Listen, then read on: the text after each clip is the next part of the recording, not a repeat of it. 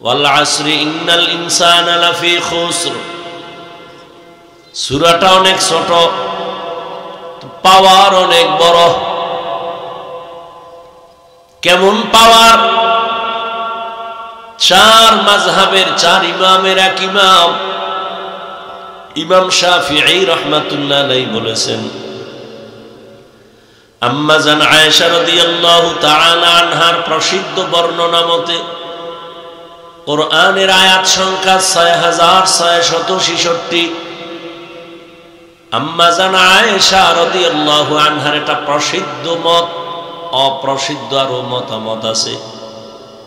ইমাম শাফিঈ রাহমাতুল্লাহ আলাইহি বলেছে, আল্লাহ যদি শুধু ওয়াল আসরে সূরাটাই দিতেন, আর কোন আয়াত যদি না দিতেন, আর দুনিয়ার মানুষ যদি ওয়াল আসরে সূরার উপরে জীবন চালাইতো, বিনা হিসাবে জান্নাতে যাইতো। এবার বুঝেন ওয়াল আসরের পাওয়ার কত। শুনতে থাকেন, উঠা বসা করলে আস্তে আর দুইটা উঠে মোনাজাত দিয়ে দেবেন। কষ্টের মূল্য দিবেন না, নিমক হারামি করবেন। আল্লাহ হেদায়েতের দৌলত দান করে। ওয়াজ মাহফিল এখন ফ্যাশন হয়ে গেছে। ডিব্বা লয়ে বা ডিব্বা অজনতে গিয়ে পান খাইব, ভাই ভাই, কেউ বুট খাইব, কেউ চা খাইব। কেমন তাই তৈব না, ওই বাদাম খাইব, চানাচুর খাইব। অজে আইছে, পারে না ল্যাপ খাতা লই আইতে, হইয়ে হইয়ে অজন। আর মার্কেট তো জমজমা, ওয়াজ উপলক্ষে মার্কেট না, ওয়াজ উপলক্ষে জাহান্নামের বাজার। সবাইকে ওয়েলকাম। হ্যাঁ, ওয়াজ উপলক্ষে কি এর বাজার? জাহান্নামের বাজার। সমান অধিকার। কার বেলুন লাগবে আসেন, প্লাস্টিকের মাছ লাগবে আসেন। সুবর্ণ সুযোগ, বছরে একদিন। কি এখানে বেহেশতের বাজার, পার্শ্বে জাহান্নামের বাজার। ওয়াজ উপলক্ষে আবার দোকানপাট কেন? আবার সেখানে খেলনার দোকান কেন? আবার সেই দোকানে যুবতী বেপর্দা নারী ঢুকবে কেন, পুরুষ ঢুকবে কেন? ওই বাজারের জাহান্নামের কবিরা গুনার দায়ভার কে নিবে?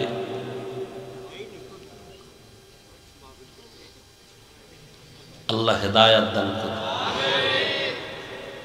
ওয়াজে আইছে, একটা বেলুন কিনছে, এটার কান্দে ঝুলে ঝুলে বাড়ি যাবে। বউ কইব, কি পাইছো? এই যে মোনাজাতে বেলুন কবুল হয়ে গেছে।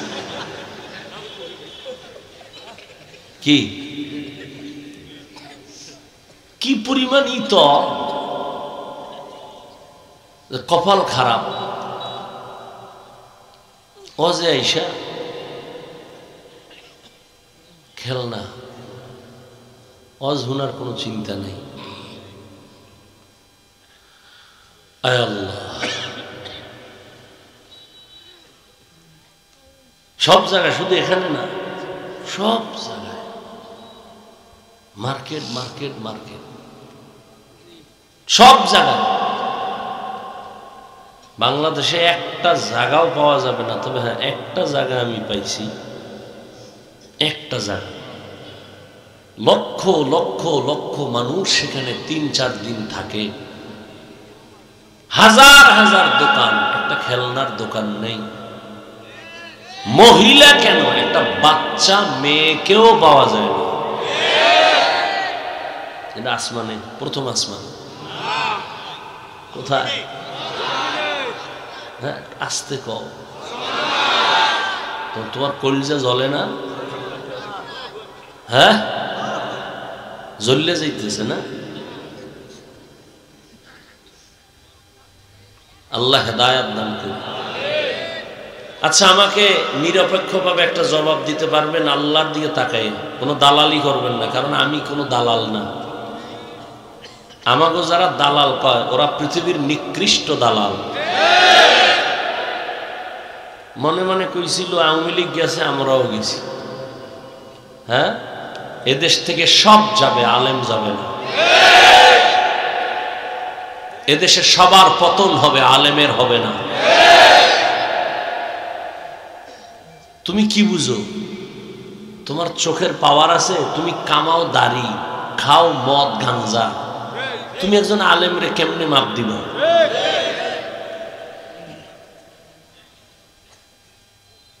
আল্লাহ হেদায়েত দান করুন।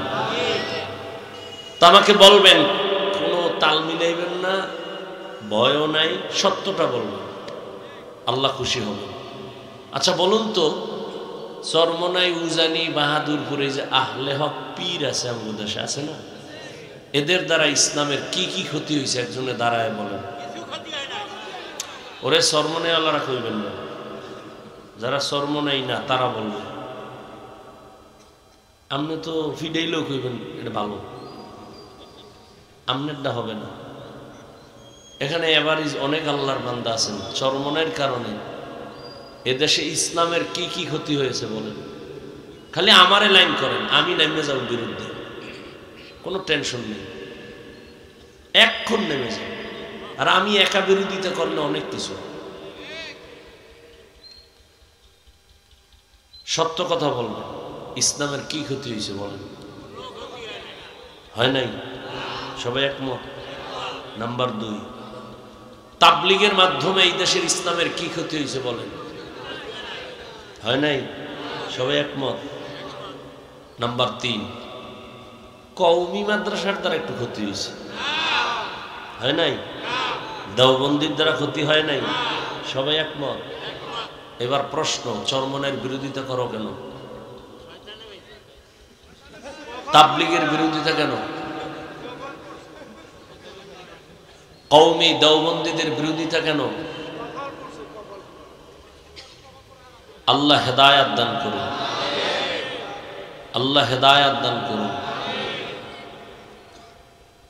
এই শীতের মধ্যে এখন যদি কেউ ধোঁয়া উঠতেছে গরুর খিচুড়ি যদি নিয়ে আসে, কুত্তাই এরকম কামড়া কামড়ি করবে না, এ বাঙালি যেই পরিমাণ করবে, ঠিক না? কির খিচুড়ি ঠান্ডার ভিতরে যখন দিবে, যারে আমারে দে, পৃথিবীতে মজা নাই। সকালবেলা পাইলে আরো খুশি, কিন্তু একজনে সিফায় বইয়া কইতেছে আমারে 10 গ্রাম বিষ দে, তো গরু দুইস না কেন? গরুর মধ্যে বিষ না তার ফ্যাটে বিষ? তার ফ্যাটে বিষ। এই যারা গরু খাও না, গরুর সমস্যা নাই, তোমার পেটে সমস্যা, চিকিৎসা করো।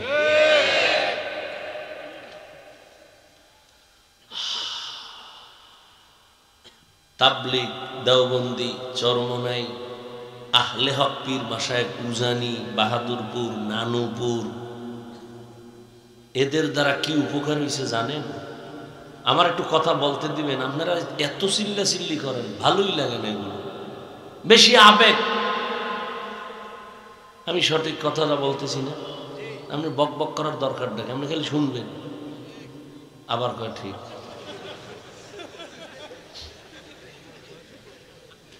শয়তানে যারে ধরে কাম থুইয়া কাম করে। খুব খেয়াল করেন, সরকার কোটি কোটি কোটি কোটি কোটি কোটি দেশের টাকা, ওর বাপের না, কার টাকা? দেশের টাকা ব্যয় করে র্যাব, আর্মি, পুলিশ, বিডিআর এগুলো তৈরি করছে, লেখাপড়া শিখে।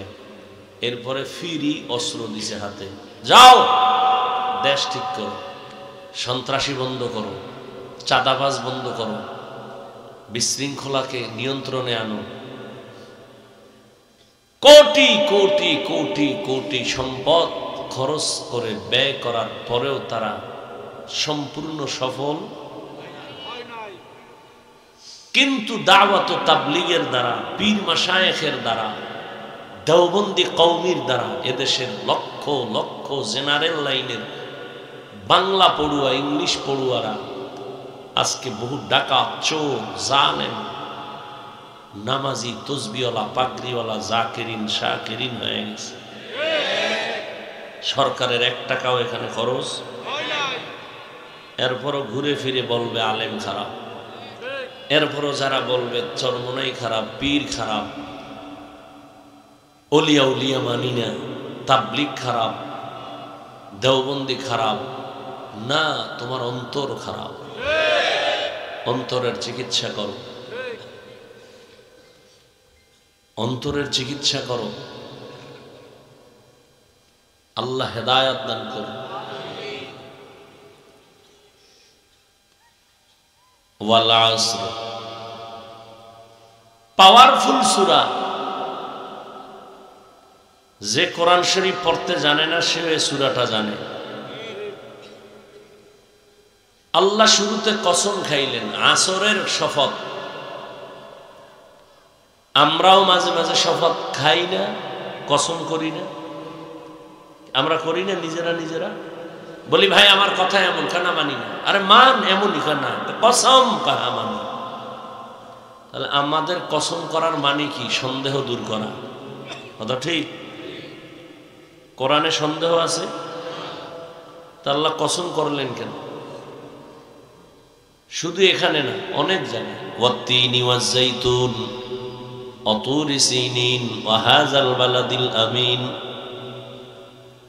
والشمس وضحاها والقمر إذا تلاها والنهار إذا جلاها والليل إذا يغشاها والسماء وما بناها والأرض وما طحاها ونفس وما سواها فألهمها فجورها وتقواها قد أفلح من زكاها وقد خاب من دساها والسماء ذات البروج واليوم الموعود وشاهد ومشهود والضحى والليل إذا سجى ما ودعك ربك وما قلى لا أقسم بيوم القيامة ولا أقسم بالنفس اللوامة।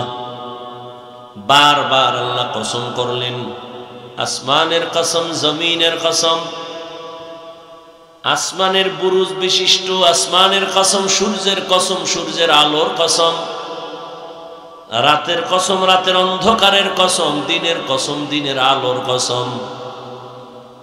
বার বার আল্লাহ কসম করলেন। তিনের কসম, জৈতুনের কসম, তুরে সিনার কসম, নিরাপদ শহর মক্কা নগরীর কসম।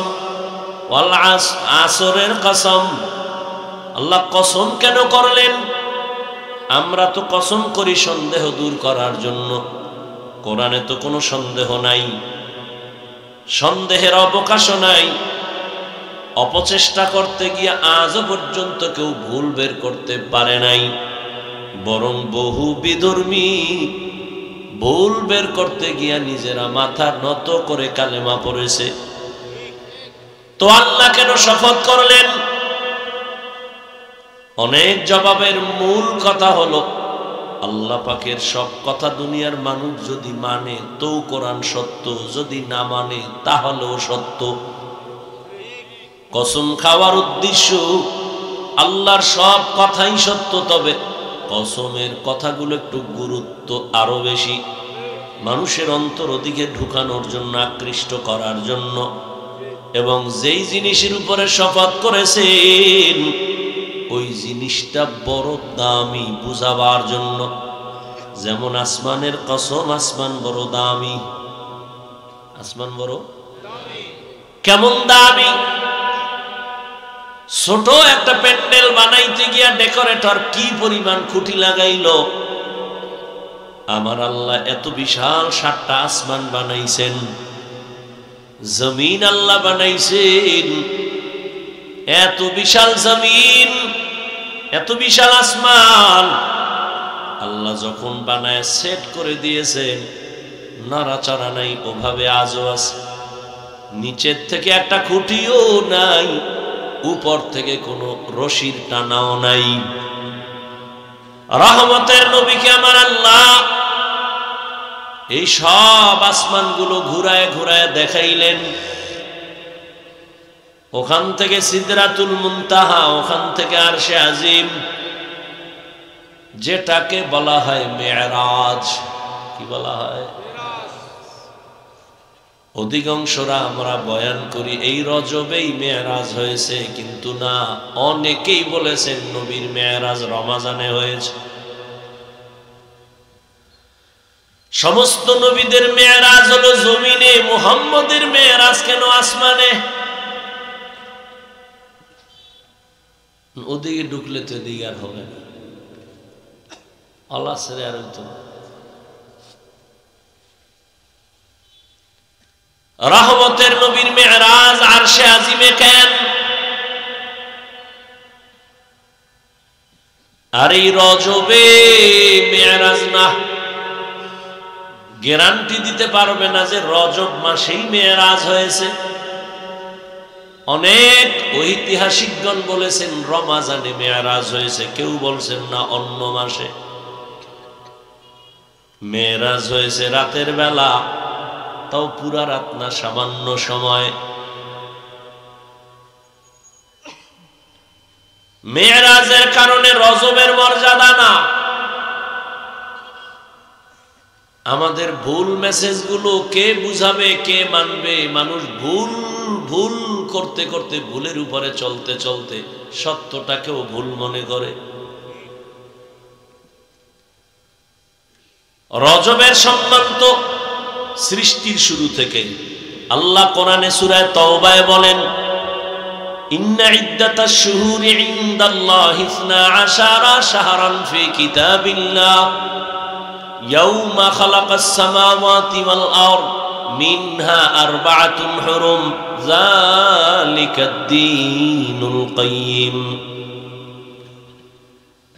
নিশ্চয়ই গণনার আকারে বছরে মাস হবে 12টা। সিদ্ধান্ত কার? কিয়ামত পর্যন্ত কোন বছর 11 মাসে হবে না, 13 মাসে হবে না। দিন কম বেশি হতে পারে, তবে মাস হবে কতটা? 12 মাসে বছর হবে, আল্লাহর সিদ্ধান্ত। এবং এই 12 মাসের মধ্যে 4 মাস হলো অত্যন্ত দামি, অত্যন্ত গুরুত্বপূর্ণ। জিলকাদা, যুলহিজ্জা, মুহররম, রজব। হজের মাস, হজের আগের মাস, হজের পরের মাস, আর শবে বরাতের আগের মাস রজব। আল্লাহ যে সিদ্ধান্ত করছেন, এই সিদ্ধান্তটা লাউহে মাহফুজের মধ্যে কলম দিয়ে আল্লাহ লেখাইছেন। কোন দিন? আসমান জমিন যেদিন বানাইছেন সেই দিন। এই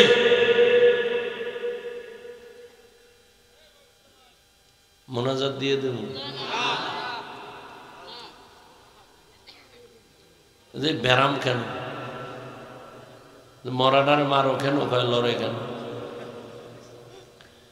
উঠার ব্যারাম থাকলে ঢুকলেন কেন ভেতরে? কত আল্লাহর বান্দারা দাঁড়ায় দাঁড়ায় শুনতেছে, ফাঁকে গিয়ে বিড়িটাই না আবার আইব, টেনশন নেই।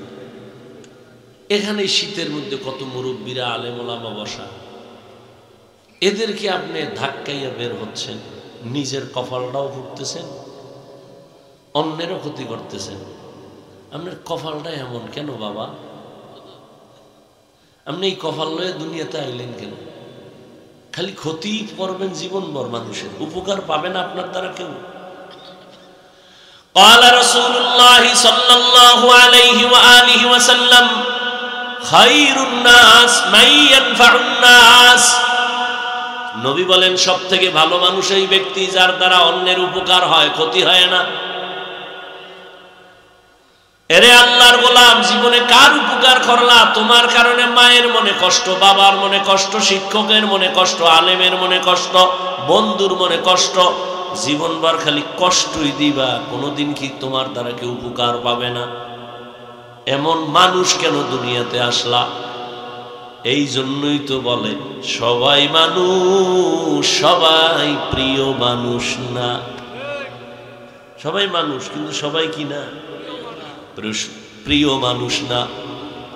মসজিদ তো সব কারগর, সব মসজিদ আল্লাহর ঘর, তবে সব বাইতুল্লাহর মতো না। কি? গরু সব আমার আল্লাহর বানানো মখলুক, তবে মুসা নবীর গাভীর মতো না। বুঝে না। এই বয়ান মনে রাখেন, বয়ান বক্তার এলেম আমলের হ্যাডমে হয় না। যত বড় এলেমালাও, বয়ান বড় কঠিন জিনিস। বাতিনি ভাবে লাগবে আল্লাহর রহমত, জাহিরি ভাবে লাগবে শ্রোতাদের অন্তরের মোহাব্বত।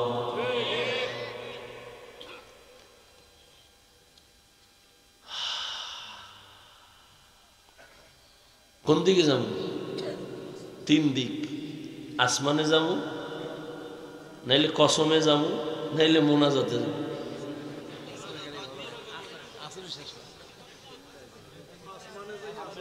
ভাইরা আমার,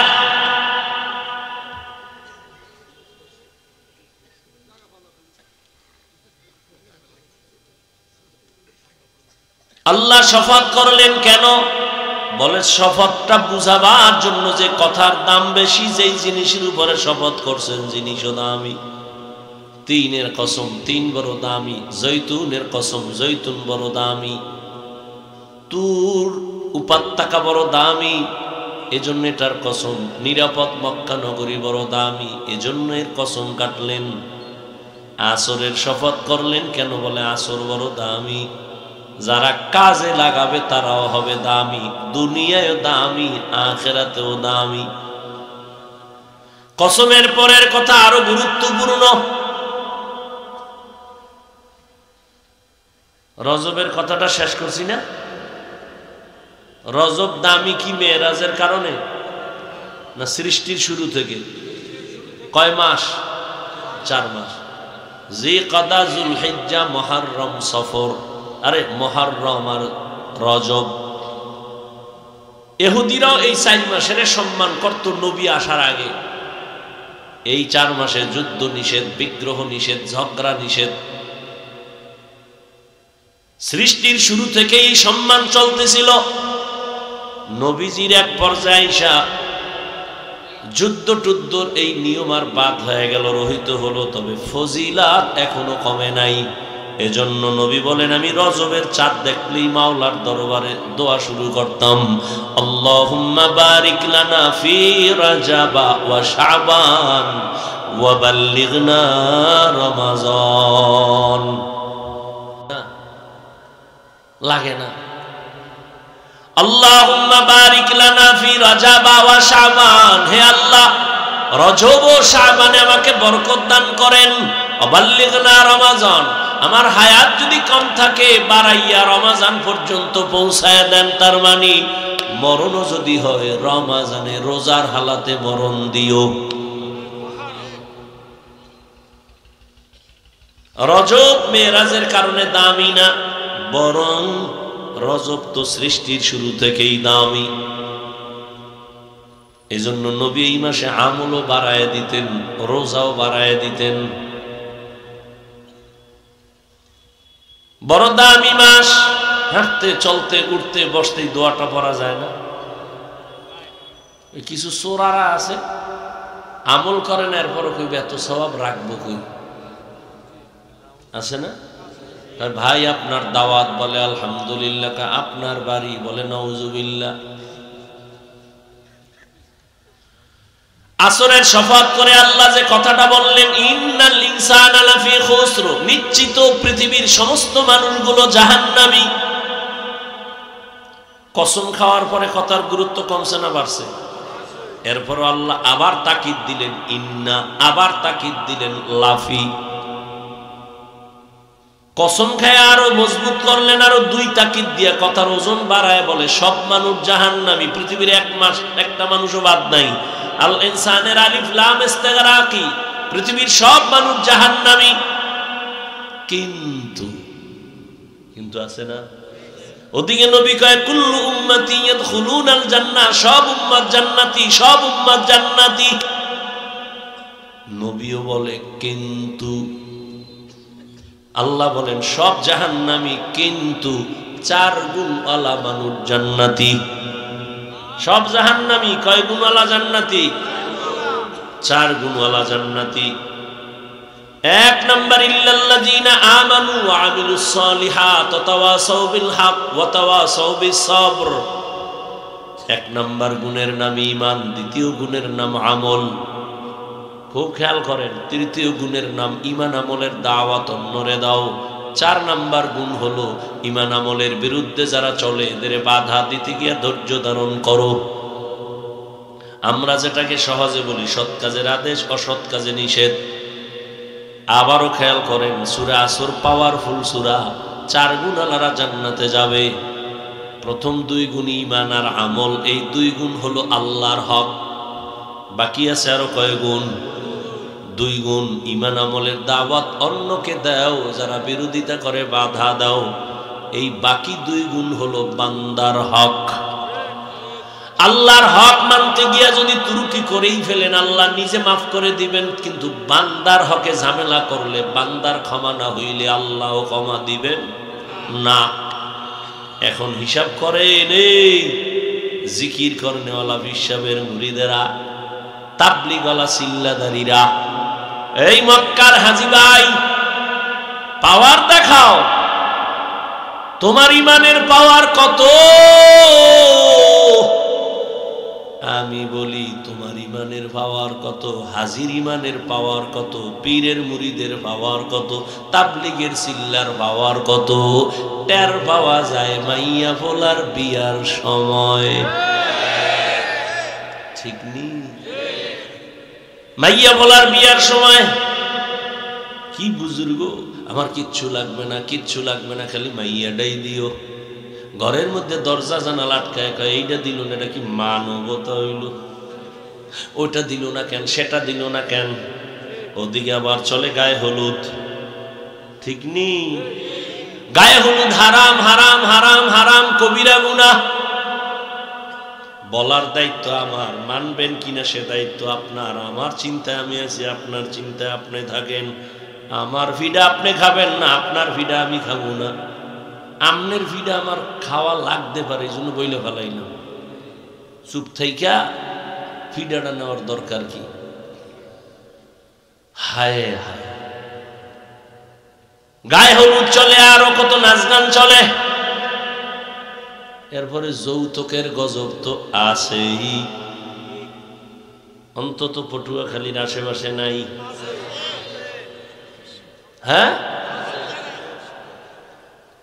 আল্লাহ মাফ করে। যারা যৌতুক নেয়, যারা দেয়, যারা সহযোগিতা করে, সবাই জালেম, সবাই ডাকাত, সবাই চোর, সবাই ছোট লোকের বাচ্চা। যারা যৌতুক নেয়, যারা যৌতুক দেয়, যারা সহযোগিতা করে, সবাই জালেম, সবাই ডাকাত, সবাই চোর, সবাই ফকিন্নি, সবাই ইতর, বেহায়া, নারীর দুশ্মন, ইসলামের দুশ্মন, স্বাধীনতার দুশ্মন, মানবতার দুশ্মন, রসুলের দুশ্মন, ইসলামের দুশ্মন, ছোট লোকের বাচ্চা। আরো কি কইলে লাজ হবে বলো? যারা যৌতুক খাবি, তোরা খাওয়ার আগে বাথরুমে গিয়া 10 গ্রাম পায়খানা খাইস, খাইয়া হালাল সাবান দিয়া কুলি করবি, গন্ধ নাই। আর যৌতুক খাইয়া যদি কবরে যাও, জাহান্নামের আগুনে না ধুইলে তোর গন্ধ যাবে না। রাগ করতেছেন? কয় আপনি কইলে কি, আমাকে খাওয়ান বন্ধ আছে, আপনার কথায় আমরা চলিনি। যুবক একটা কাজ নিয়ত কইরা লাইছি, বইরে গেল খামো না, কিন্তু দুঃখ আব্বা এসে মান্নত কইরা লাইছে বা খাইবে। আল্লাহ হেদায়াত দান করুন। আফসোস, চাইরদিক দিয়ে কলা ফাতার পর্দা, সুগারি ফাতার পর্দা, ভিতরে দিয়া মামতো ভাই মামতো বোন, খালতো ভাই খালতো বোন, চাস্তো ভাই চাস্তো বোন, সদরঘাট। জিন্দেগি মে বন্দেগি তু করনা হে, জিন্দেগি মে। দেখি লোক কমলো না ভাগলো না বইছে? বইছে, মাশাআল্লাহ মাশাআল্লাহ। এরা খারাই রয়েছে, এরা ক্যাম ফাটিনি। আল্লাহ ময়দানকে কবুল করে। আল্লাহ সবাইকে দ্বীনের হেদায়েত দান করেন। সবার আগে আল্লাহ আমাকে দান করেন। জিন্দেগি মে বন্দেগি তু করনা হে, জিন্দেগি বে বন্দেগি শর্মিন্দা হে, जिंदगी बे बंदगी शर्मिंदा है। यहाँ हम सब मुसाफिर दिल ना लगा। यार एक बादामला आइतेस केमन ফিডা দরকার, এবার বাতি জ্বালাইতেস এদিকে না বাড়ি যায় আল্লাহ না মহিলা প্যান্ডেলে যায়। यहाँ हम सब मुसाफिर दिल ना लगा, अहले दिल की नजर से रूह करता जा, शाह दौलत सब फकीर घर नेक नहीं, शाह दौलत सब फकीर घर नेक नहीं, जिंदगी में बंदगी तो करना है, जिंदगी बे बंदगी शर्मिंदा है, जिंदगी बे बंदगी शर्मिंदा है, जिंदगी में बंदगी कुन बंदगी, बंदगी बे जिंदगी शर्मिन।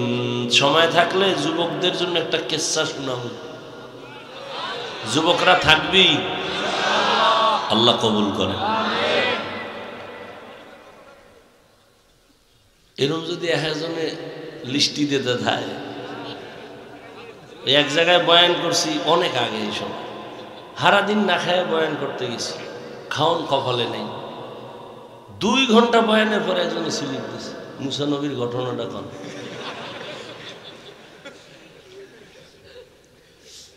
ভাবলি নামাজ লাগবে না। আসরের শফাত করে আল্লাহ বললেন সব মানুষ জাহান্নামে যাবে, 4 গুণ আলারা জান্নাতে যাবে। প্রথম গুণের নাম ঈমান, দ্বিতীয় গুণের নাম আমল। এই 2 গুণ কার হক? বাকি আরেক 2টা গুণ আছে বান্দার হক। ঈমান আমলের দাওয়াত অন্যকে দাও, যারা বিরোধিতা করে বাধা দাও। তাহলে যারা মোটামুটি ঈমান আনছেন, আমলও করেন, নামাজ পড়েন, রোজা রাখেন, পর্দা করেন, আপনি কিন্তু জান্নাত এখনো রেডি না, মাত্র আল্লাহর হক আদায়ের পথে আছেন। কিন্তু বান্দার হক আছে আরো 2টা, আদায় করছেন কিনা হিসাব মিলান। ভালো করে মনে রাখবেন, আল আসরে সূরা দিয়া বুঝা যান জান্নাত কত সহজ। অনেক নামাজি তাহাজ্জুদ ওয়ালারাও কিয়ামতের দিন শুধু সন্তানের অপরাধের কারণে জাহান্নামে যাবে। ঈমান আমল আছে কিন্তু জান্নাত রেডি নাই। কেন? বলে ঈমান আমলের দাওয়াত অন্যকে দাও, বান্দার হক আদায় করো, যদি না মানে বাধা দাও। ঈমান আমলের দাওয়াত অন্যকে দিবেন। অন্য মানি কি? আল্লাহ বলেন ইয়া আইয়ুহাল্লাযীনা আমানু কু আনফুসাকুম ওয়া আহলিকুম নারা আকুদুহান নাস ওয়াল হিজারা আলাইহা মালাইকাতুন গিলাযুন শিদাদুন লা ইয়াসুনাল্লাহা মা আমারাহুম ওয়া ইয়াফআলুনা মা ইউমারুন।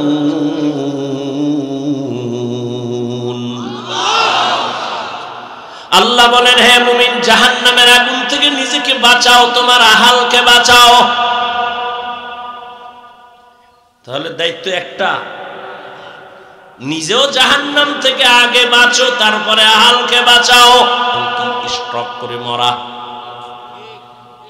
বুকে ব্যথা উঠছে, ধর কইতে পারেন, এর মধ্যে নাই। আল্লাহ হেদায়েত দান করেন। রাতের ঘুম শরীরের মহা ঔষধ। আমি তো বয়ান কইরা রাতের ঘুম ঠিক মতো ঘুমাইতে পারি না, তুই কি কইরা রাতের ঘুম মারছো বল? আমি তো বয়ান কইরা গিয়া ঘুমাইতে অনেক সময় যায়, বাসায় যাইতে যাইতে ফজর পরে একটু ঘুমাই। মাওলারে বলি আল্লাহ সুস্থ রাখিও, রাতের ঘুম ঔষধ নিতে পারি না তোমার দিনের কাজের জন্য। তুই কি কবি? ও আল্লাহ তুমি আমারও সুস্থ রাখো, সারা রাত আকাম করছি মোবাইলে। হাসিস না, জিন্দেগিটারে শেষ করে ফেললি। এই মোবাইলের কারণে মায়ের সাথে কি পরিমাণ বেদবি করছো? বালিশে মাথা লাগায় চিন্তা করে, এই মোবাইলে তোরে বেয়াদব বানায় দিছে। বাবার সাথে আচরণ খারাপ করছো, শিক্ষকের সাথে ভালো আচরণ করো নাই, মোবাইলের কারণে আলেমের সাথে দুর্ব্যবহার করেছো। এই মোবাইলের কারণে মায়ের টাকা চুরি করছো, বাবার টাকা চুরি করছো, মা বাবায় না দেওয়ার পরে বন্ধুর পকেট মারছো, বন্ধুর বন্ধ করে দেওয়ার পরে দোকান চুরির ষড়যন্ত্র করছো। ভালো কোন দিকটা আছে বলতো? আল্লাহ হেদায়েত দান করেন, আল্লাহ হেদায়েত দান করেন। ও আল্লাহ মোবাইলের গুনাহ থেকে আমাদেরকে হেফাজত করেন। সব মানুষ জাহান্নামে যাবে, চার গুনাহওয়ালা যাবে না। ঈমান আর আমল এটা আল্লাহর হক। এবার তুমি সন্তানের দাওয়াত দাও।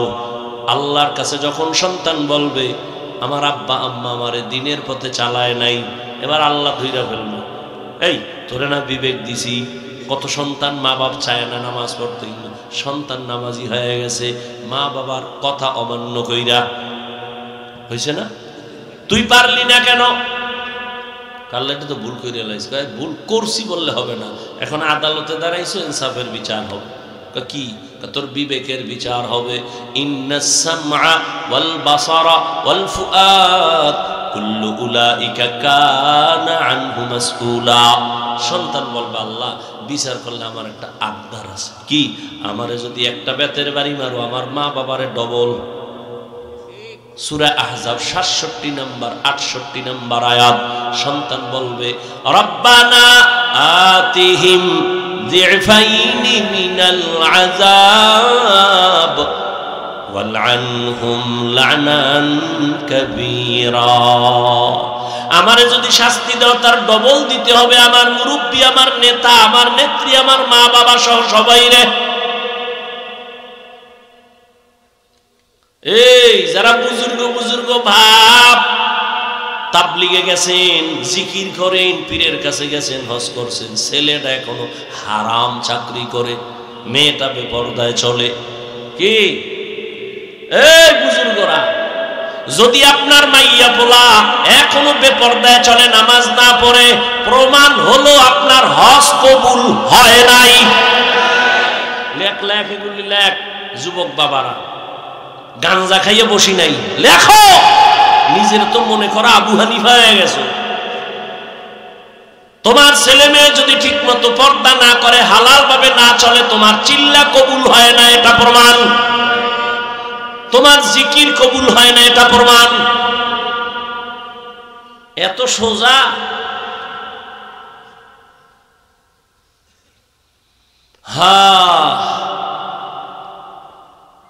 সন্তানের ঈমান আমলের দাওয়াত দাও, বিরোধিতা করলে বাধা দাও,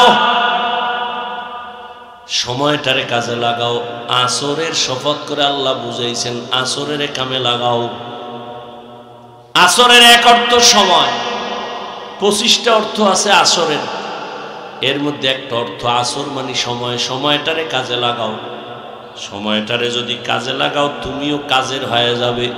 সময়টারে তুমি যদি মূল্যায়ন করো, তোমারও মূল্যায়ন বেড়ে যাবে। দুনিয়ার লাইনও বাড়বে, আখিরাতের লাইনও বাড়বে। যেমন দেখেন না, 11 মাস দোকানওয়ালা দোকানদারি করে, কর্মচারী একজন, ব্যবসা যা হয় টুকটাক, দোকান খোলা 8টা থেকে 8টা। রমাজানে আসলে কর্মচারী 5 জন, দোকান খোলা 24 ঘন্টা।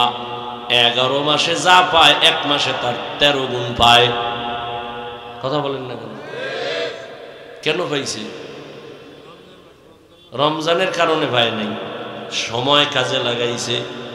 রাতেও খোলা, দিনেও খোলা, কর্মচারী 11 মাসে 1 জন আর 1 মাসে 5 জন।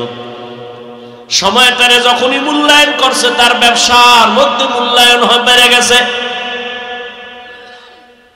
দুনিয়াতে যারা লাভবান হয়, একটা কথা মনে রাখবেন, দুনিয়াতে যারা লাভবান হয়েছে মূল ডিউটি করে কেউ লাভবান হয় নাই, ওভার ডিউটি ছাড়া। ঠিক আখিরাতের লাইনেও যারা লাভবান হবে মূল ডিউটি করলে হবে না, ওভার ডিউটি লাগবে। 5 বেলার নামাজ মূল ডিউটি ফরজ, সুন্নাত আওয়াবিন ইশরাক তাহাজ্জুদ ওভার ডিউটি নফল। রমজানে রোজা রাখা মুমিনের জন্য মূল ডিউটি ফরজ, সোমবার বৃহস্পতিবার আরাফার রোজা আশুরার রোজা এগুলো ওভার ডিউটি নফল। বছরে একবার ধনী যাকাত দিবে মূল ডিউটি ফরজ, ফাঁকে ফাঁকে দান করো, সদকা করো, মাদ্রাসায় মসজিদে এতিম অসহায় গরিব রাস্তাঘাট কালভার্ট ঠিক করতে ওভার ডিউটি নফল।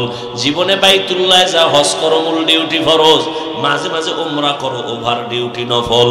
নফল যত করবা তত তোমার মূল্য বাড়বে আল্লাহর দরবারে। ওভার ডিউটি করিয়া মূল্য বাড়াও, সময়টারে কাজে লাগাইও। আখিরাতের লাইনও যারা সময়টারে কাজে লাগায় তারা দামি হয়ে যায়। যত বড় বড় আল্লাহওয়ালাদের নাম শুনে এনারা 1 সেকেন্ড সময় অনর্থক কাটায় নাই। হাকিমুল উম্মত মুজাদ্দিদুল মিল্লাত শাহ আশরাফ আলী থানভী লিখতেছেন, 1000-এর উপরে কিতাব লেখছে, আবার খানকায় মানুষের বয়ানও করছে, আবার ক্লাসও করাইছে। এত কিতাব লেখছে যেগুলি পড়তে গেলে 1000 মানুষ যদি 1000 বছর বাঁচে এরপরও শেষ করতে পারবে না। হাকিমুল উম্মত আশরাফ আলী থানভীর এই পরিমাণ কিতাব লেখা কেমনে লেখলেন? সময় পাইল কই? সময়টারে এমন কাজে লাগাইছেন, কলম দিয়ে লিখতেছে, আজান হয়ে গেছে, খাতার উপরে কলম থুইয়া নামাজে। এক আল্লাহর বান্দা অন্তর চক্ষুওয়ালা তাকায় দেখে কলম ঘুমায় না, একা একা লিখতেছে। আপনি সুবহানাল্লাহ কইছেন, নাউজুবিল্লাহর অভাব নেই। মূর্খ পণ্ডিত আছে না, এটা কেমনে সম্ভব? আল্লাহ কয় আমার কুদরতে সম্ভব। কার কুদরত? এটা আশরাফ আলীর বাপেরও সম্ভব না, মাওলার কুদরতে রিকশাওয়ালার দ্বারাও সম্ভব। কাদের কুদরত দারে বরকামাল আনতা রব্বি আনতা হাসবি জুল জালাল। সাহাবায়ে কেরাম 3 দিনে কোরআন খতম করছেন। কয়দিন? না আপনি তো কি মানে সাহাবা কইছি, এই জন্য আপনার মাথা অত বাড়ি খায় নাই। যদি কইতাম অমুক পিসাবে 3 দিনে 1 খতম, কইতেন এই ফিরের কাছে গেলে কবিরা গুনাহ। কারণ 3 দিন এটা কেমনে খতম করে? গাঞ্জাখুরি কথা। ওরে আমার মাওলা সময়ের মধ্যে বরকত দেয়। মুসলিম শরীফের এক ঘটনা আছে, বলার সময় নাই। আল্লাহ কিভাবে সময়ে বরকত দেয়, মেরাজের ঘটনা তার সাক্ষী। নবীর বেলায় তো আলাদা, সাহাবাদের বেলা ওলিয়া উলিয়া যারা আল্লাহ তাদেরকে সময়ের মধ্যে বরকত দান করেন। কেমন বরকত বুঝাইতাম? মনে করেন 100 বছর আগে এদেশে হজে যাইতো না মানুষ, ইটটা কইরেই দৌড়। হজ করবে 3 মাস পর, যাইতে লাগতো 3-4 মাস, 2.5 মাস না? কেমনে যাইতো? আরে মুরব্বীরা কথা কন না কেন? যাইতো না, জাহাজে যাইতো না, এরকম কষ্ট করে যাইতো না। কথার কথা ওই সময় যদি আমারে আল্লাহ বানাই ফাটাইতো আর আমি একটা বয়ান দিতাম, এই তুমি 2.5 মাসে যাও, আমি মক্কায় যাবো 6 ঘন্টায়, কি ফিডান্ডা আমারে দিত। আর কালা চশমা থাকলে তো কাফের কি? কিন্তু 100 বছর পরে এখন যায়নি 6 ঘন্টায়। কথা কন না কেন? এই মেধা আল্লাহ মানুষের দেয়নি। আমরা হয়তো থাকবো না, এমন অবস্থা হবে যে আরো অর্ধেক সময় চলে যাবে। কেমন বাহন হতে পারে না? মানুষের মেধা আল্লাহ দিতে পারে। আল্লাহ চাইলে সব হয়, বান্দা চাইলে কিছুই হয় না। আল্লাহ তাআলা পারেন 2.5 মাস লাগায় বাইতুল্লাহ যাইতো, আর এখন 2.5 দিনও লাগে না, 6 ঘন্টায় ফজর পড়ে রওনা দিছে, বাইতুল্লাহ গিয়া জোহরের নামাজ পড়বে। পারেনি? এটা আল্লাহ করায় না মানুষ পারছে? এরে আল্লাহর বান্দারা, সুলাইমান নবী সিংহাসন চালায় জমিন থেকে 9 মাইল উপরে। কয় মাইল? মদিনাতুল মুনাওয়ারার পাশ দিয়ে যাচ্ছে সুলাইমান নবীর সিংহাসন। তেল নাই, পেট্রোল নাই, অকটেন নাই, চালিকা শক্তি বাতাস। 9 মাইল উপরে চলতেছে সিংহাসন। হঠাৎ করে শুনি গর্তের পিপিলিকার বয়ান। কির বয়ান? পিপিলিকায় বয়ান করে, এই জাতিরা ভিতরে ঢোক, না হয় হরতাল আসতেছে, অবরোধ আসতেছে, মরে যাবি। সুলাইমান কয়, পিপিলিকার বয়ান আমি 9 মাইল উপরে বৈশা কানে পাইছি। সুলাইমান নবী সাথে সাথে বললেন, এই সিংহাসন নিচে ল্যান্ড করো। নিচে ল্যান্ড করলো। পিপিলিকার ঘটনা শুই না ফাতা বাসামা। সুলাইমান নবী হাসলেন আর ঘটনা শোনাচ্ছেন। ঘটনা আপনারা সবাই জানেন। এদিক দিয়ে হুদহুদ নামের একটা প্রাণী, এরে সুলাইমান নবী দায়িত্ব দিছে, এ হলো পানির দায়িত্বে। হুদহুদ পানি দেখবে, পানির দায়িত্বে নাক লাগাইয়ে দেখবে এইখানে পানি আছে, জিনেরে কয় উঠায় পানি দিয়ে ওযু করমু, নামাজ পড়মু। হুদহুদ বাসা কিন্তু সুলাইমান নবীর বক্তব্য চলতেছে। হুদহুদ একটা দৌড় মাইরা গেছে উপরে। উপরে গিয়ে, অনেক উপরে গিয়ে দেখে তার আর একটা জাতি ভাই হুদহুদ রে দেখতেছে, দৌড়ায় গেল। এই তুই কোন দেশে? তুই কে? আমি সুলাইমান নবীর অনুগত এক প্রাণী। সুলাইমান কে মানি? গোটা দুনিয়াটারে গরম বানায় রাখছে সুলাইমান নবী, তুই চিনস না? কেন না, আমি শুনলাম মাত্র। ফিডা তো একটাও মাটি ধরতো না। তুই কোন জগতে আছো? আমি এক ম্যাডামের জগতে আছি। ম্যাডাম? কোন ম্যাডাম? কয় মুলকে সাবা, বিলকিস নামের ম্যাডাম। তাই নাকি? বলে হ্যাঁ। সুলাইমান নবী জানে না? চল একটু দেখে আসি। হুদহুদ চলে গেছে তার সাথে। গিয়া দেখে ঠিকই বিলকিসের বিশাল সিংহাসন। এদিকে সুলাইমান নবী হুদহুদরে পায় না, নামাজ পড়বে। আমার পানির দায়িত্বে যারে দিলাম হয়ে গেল কই? না পাইয়া সুলাইমান নবী খুব গরম। আজকে ওরে আমি ইচ্ছা রকম শাস্তি দিব, তবে একটা কারণ যদি উল্লেখযোগ্য কোনো কারণ দেখায় তাহলে একটু সুযোগ দিব। পাখিদের উপদেষ্টা ঈগল পাখি। ঈগল পাখি রে কয়, দেখ হুদহুদ গেল কই? ঈগল উপরে গেছে, হুদহুদ কই? হঠাৎ করে নজর করে দেখে আসতেছে হযরত। ঈগলে গিয়া কানে ধরে গরম আওয়াজ, এই তুই কই গেছিলি? এই গেছিলি? হুদহুদ গেল, কি ধমকাও কেন? সুলাইমান নবী গরম। কত সুলাইমান দমকাইবে, তুই দমকাস কা? আমি ফাও একটু সুযোগ পেয়েছি, সেইরে দিয়ে লাভ কি?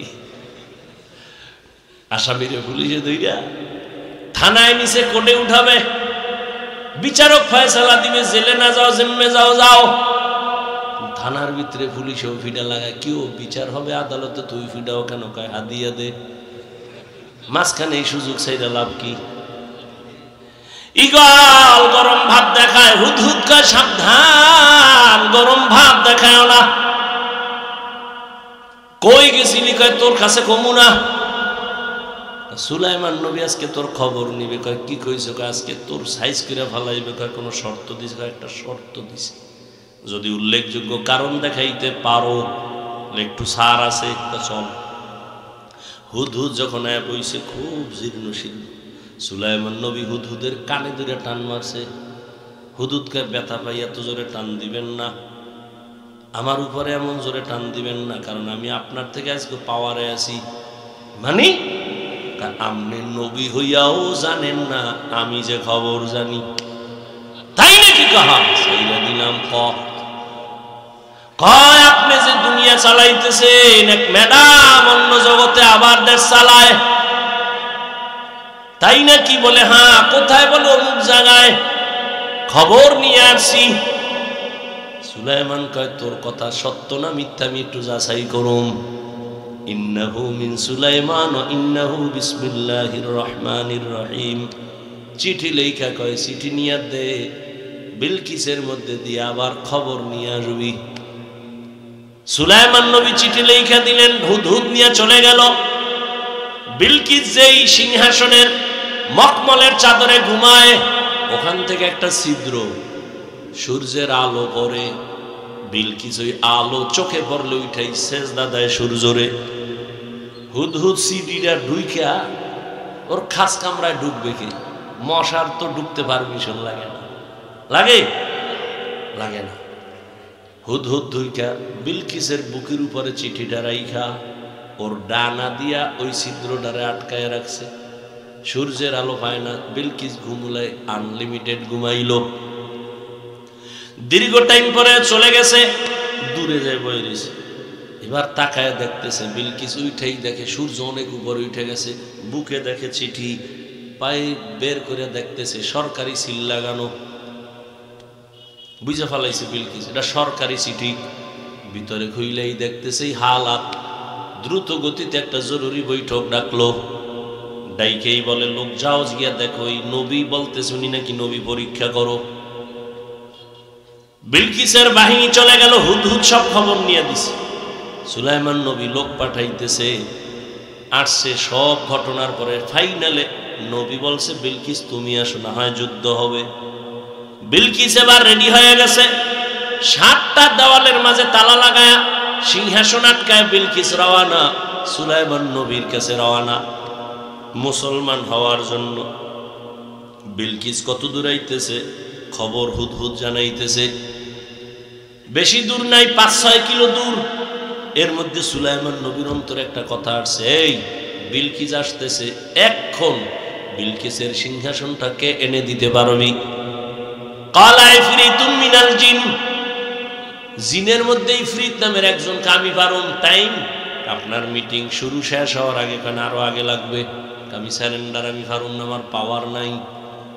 নবী কয়, কার পাওয়ার আছে? একজন জীর্ণ শীর্ণ আদম সন্তান দ্বারা একাই আমার কাছে আল্লাহর ইলমের পাওয়ার আছে। আপনি যদি একটু দয়া করে দোয়া করে দেন আমি পারবো। কয় টাইম কত? কয় আপনি চোখ বন্ধ করবেন আর খুলবেন, দেখবেন সিংহাসন হাজির। কাদের কুদরত দারি বর কামাল আনতা রব্বি আনতা হাসবি জুল জালাল। সময়টারে বরকত কে দেয়? তুমি সময়ের কাজে লাগাও। এরে আল্লাহর বান্দা, সাহাবায়ে কেরাম 1 খতম কোরআন 3 দিনে করে ফেলেছেন। এরে নবীর আশিক, সময়টারে মূল্যায়ন করো, তোমারও সম্মান বেড়ে যাবে। 5 বেলার নামাজ পড়ো, একটা সময় 1 সেকেন্ড তুমি অনর্থক কাটায়ও না। ও আমার কলিজার যুবক, জীবনে তো অপচয় সময় কাটাইলা, কম কাটাও নাই। আজে বাজে রাস্তায় তো কম দৌড়াও নাই। মনে চাইছে নামাজ পড়বা না, পড়ো নাই। দাড়ি কাটবা, কেটে ফেলেছো। আর কত বাবা, এখনো কি তওবা করবা না? মা বাবার দোয়া নিয়ে আগাও। আমি কিন্তু একবারও বলি নাই 5 কুল্লি লাগা, একবারও বলি নাই তাবলিগে যা, না হয় তুই জাহান্নামে যাবি। এ যুবক, একবারও বলি না আমি কওমি মাদ্রাসার সন্তান, তুমি যদি কওমিতে না যাও তোমার কপাল নষ্ট হবে বলি নাই। বরং আমি বলবো তুমি স্কুলে পড়ো, কলেজে পড়ো, চাকরি করো, বাধা নাই। ডাক্তার হও, ইঞ্জিনিয়ার হও, প্রফেসর হও, দোয়া করে গেলাম। তবে দাবি একটা, বেয়াদব হইও না। তোমার ব্যবহারে কোনোদিন যেন মা বাবা কষ্ট না পায়, আলেম কষ্ট না পায়, শিক্ষক যেন কষ্ট না পায়। আদবওয়ালা ডাক্তার যদি হও, এ জমিনে তোমার সম্মান বেড়ে যাবে। আর বেয়াদবি করে যদি ডাক্তার হও, তাসলিমার মতো জুতা খাইয়া দেশ থেকে পালাতে হবে। মা বাবার দোয়া নিয়ে সামনে আগাও। ও পর্দার আড়ালের আম্মা জানেরা, আপনাদের সন্তানদেরকে কি পারলেন না একটা ভালো সন্তানের মা হইয়া কবরে যাবেন?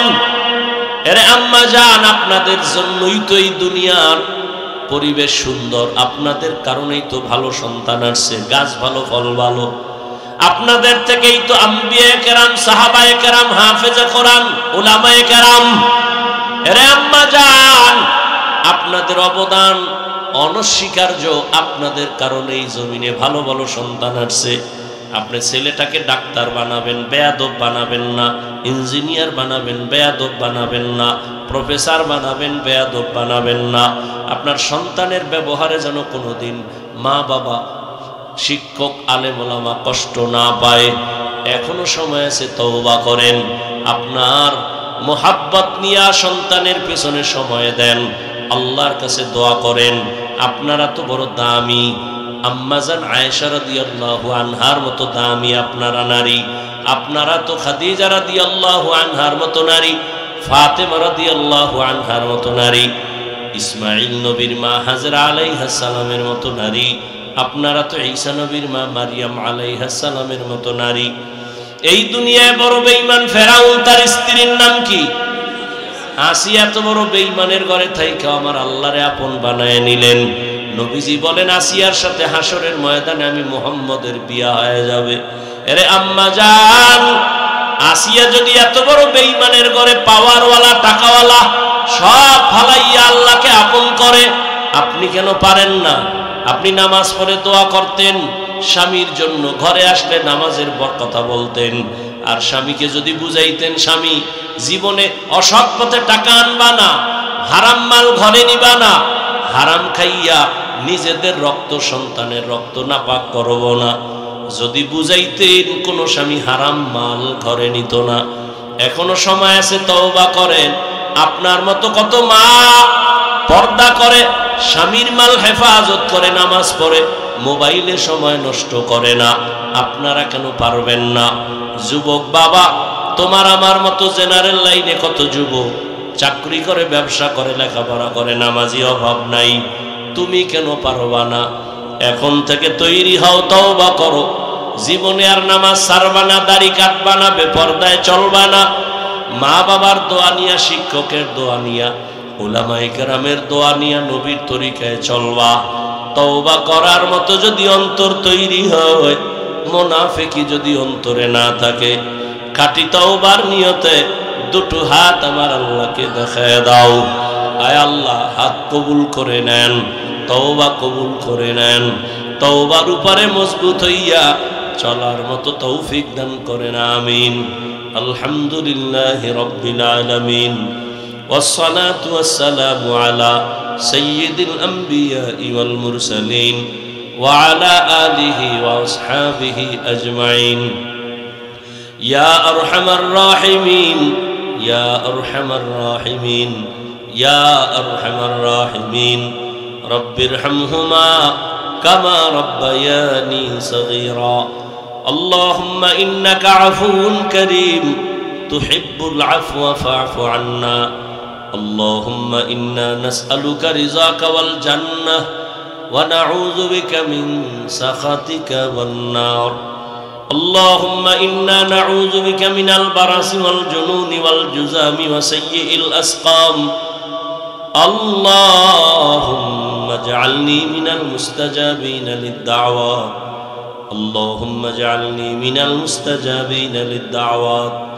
اللهم اجعلني من المستجابين للدعوات. اللهم اكفناهم بما شئت. اللهم إنا نجعلك في نحورهم ونعوذ بك من شرورهم. إنا كفيناك المستهزئين. اللهم إني أعوذ بك من كل عمل يخزيني.